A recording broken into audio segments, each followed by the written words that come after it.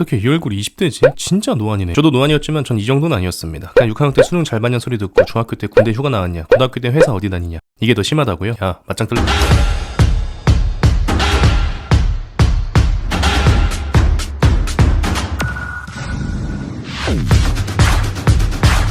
뚠뚠 가보기다 뚠뚠입니다. 저는 개인적으로 이번에 나온 무빙 10화 11화가 제일 재밌었습니다. 하지만 저의 극피의 관점을 피해갈 순 없죠. 소량의 스포일러와 대량의 병맛이 포함되어 있으니 병맛을 싫어하시는 분들은 사랑합니다. 한 번만 봐주세요. 그럼 바로 갑시다. 구독과 좋아요는 아주 좋았어! 첫 번째, 극중에서 개복치가 나옵니다. 아시는 분들도 있고 모르는 분들도 있지만 개복치는 상당히 예민한 생선입니다. 바다 염분이 피부에 눈에 심하게 스며들어 쇼크로 사망하거나 바닷속 공기방울이 눈에 들어가서 스트레스로 사망하거나 햇살이 너무 강력해서 사망하거나 근처에 친구가 죽어 충격으로 사망하거나 그냥 툭 하면 죽는 게 개복치입니다. 아이러니한 건 극중 장주원은 아무리 죽여도 죽지 않는다라는 거죠. 이 사람 새끼가 툭하면 죽는 개복치와 죽여도 안 죽는 인물의 만남, 참 아이러니하죠. 전면적으로 보신다면은 3이라는 이스터에그를 느낄 수도 있는, 여기서 끝이 아닙니다. 의화로 주인공 특성상 가슴에 항상 순정이라는 두 글자를 넣고 다니기 때문에 장주원은 여자와 한 번도 합방을 못 해봤을 확률이 매우 높습니다. 하지만 개복치는 한 번 알을 낳을 때마다 3억 개를 낳죠. 장주원이 개복치를 먹는 이유, 종려광 개복치. 두 번째, 극중 장주원과 보스를 화해시키기 위해서 민기는 화해의 자리를 마련합니다. 이 한 잔씩들 하시고 막 기분 풀서. 일단 장소를 보시면은 장주원 오른쪽으로 얕게 철석 있는 바다가 보입니다. 바다에 둘러싸이는 항만일 것이라고 추측할 수 있습니다. 얼추 비슷한 곳으로는 울산의 큰 불항이 있겠네요. 그리고 민기가 이런 대사를 합니다. 동생이 만난 개복치 미리 준비해가 이 어렵게 마련한 자리 아닙니까? 실제 큰 불항 근처에 있는 10여 개의 횟집에 제가 전화를 해본 결과. 여보세요? 네, 여보세요? 네, 입니다. 아, 네, 안녕하세요. 혹시 죄송한데 혹시 개복치라는 회 파나요? 예? 저는 개운이 없어요. 아, 목구예요? 예. 아, 그렇구나. 네, 알겠습니다. 네, 알겠습니다. 아, 네, 안녕하세요. 혹시 거기 개복치라는 생선 회 파나요? 안 팝니다. 안 팔아요? 개복치는 그 포항 쪽으로 가야지. 아, 개복치는 포항으로 가야 돼요? 네, 포항 쪽에서 많은 거죠. 아, 그래, 알겠습니다. 개복치를 잡는 건 매우 어렵다고 합니다. 민기의 노력은 진짜였던 것으로 판가름 났습니다. 당신은 노력왕. 세 번째, 여기 보시면 승룡이 형님은 생계를 위해 자해공갈을 합니다. 병원을 가셔. 아 좀 오라고. 건강한 몸뚱아리 하나 믿고 달리는 차에 몸을 던지죠.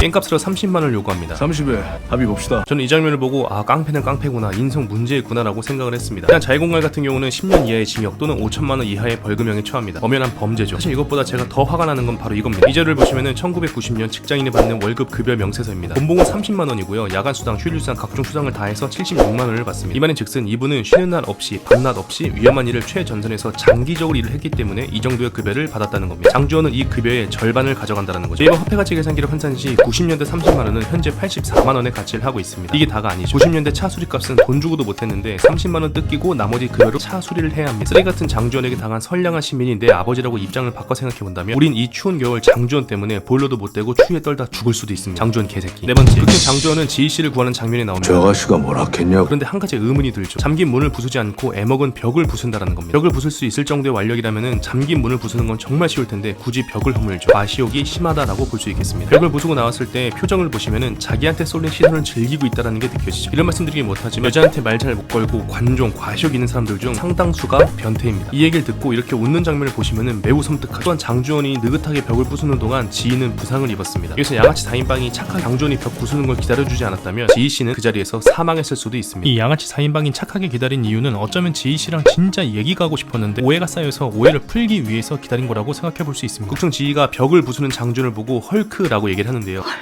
이럴 때는 보통 기물파손죄 현행범으로 당신을 체포합니다 이렇게 얘기를 해야 정상입니다. 국번 없이 112. 다섯 번째, 극중 전투씬을 보시면은 와 정말 압권이다, 좀비물이다 할 정도로 시청자들을 압도합니다. 근데 한 가지 의문점이 생기죠. 이 장면을 보시면은 쫓아오는 차를 피해서 전력 질주하는 장면이 나옵니다. 차에 치이는 것이 싫었으면은 바로 옆에 차가 못 오는 샛길로 빠졌으면 됐는데 장주원은 차가 다닐 수 있는 큰 도로로만 뛰죠. 이걸로 알 수 있는 것은 차에 치이는 것을 즐긴다라고도 볼 수 있겠습니다. 극 초반에 차에 치이면서 자해공갈을 일삼았으니까요. 극중 장주원은 힐링팩터 능력으로 엄청난 치유 능력을 보여주지만 고통은 느낍니다. 니는 아예 안 아픈 건 아니라 참는 기다. 졸라 아프다는 겁니다. 하지만 고통을 느끼기 위해서 피하지는 않습니다. 어쩌면 하도 고통을 느껴서 이제 고통 없이는 살 수 없는 M 성향의 남자로 진화했을 수도 있습니다. 여섯 번째, 여기 보시면은 지희씨와 오붓하게 앉아서 알콩달콩 레슬링을 봅니다. 그러면서 헐크 호건 얘기가 나오는데요. 헐크 아니고 헐크 호건이에요. 전 여기서 왜 하필 헐크 호건일까 하고 생각을 했습니다. 극중 장주원은 저 얼굴에도 20대입니다. 제가 앞서 분석한 대로 엄청난 노안이죠. 제 추리가 정확했습니다. 궁금하신 분들은 오른쪽 위에 카드를 눌러서 보시면 됩니다. 여기서 중요한 건 헐크 또한 엄청난 노안이라는 거. 이미 헐크는 20대부터 40대, 50대로 사람 사람들이 봤습니다. 장주원 또한 저 얼굴에 20대라니 소름이죠. 아마 노안이라는 대동단결의 이스터에그이지 않을까 생각을 합니다. 그리고 장주원은 황지에게 이런 대사를 합니다. 쟤는 저러다가 끝에 가서 무조건 이깁니다. 하지만 1990년 당시 WWF 레슬매니아에서 헐크 호건은 끝까지 싸웠으나 워리어에게 뼈아픈 패배를 당했습니다. 장주원 또한 건달 무리에게 끝까지 봐서 싸웠으나 결국 모든 간지를 조인성에게 양도하고 기절을 하죠. 조인성 짱. 7번째, 역시 장주원은 사랑하는 지희의 활약으로 조폭들의 포위에서 벗어납니다.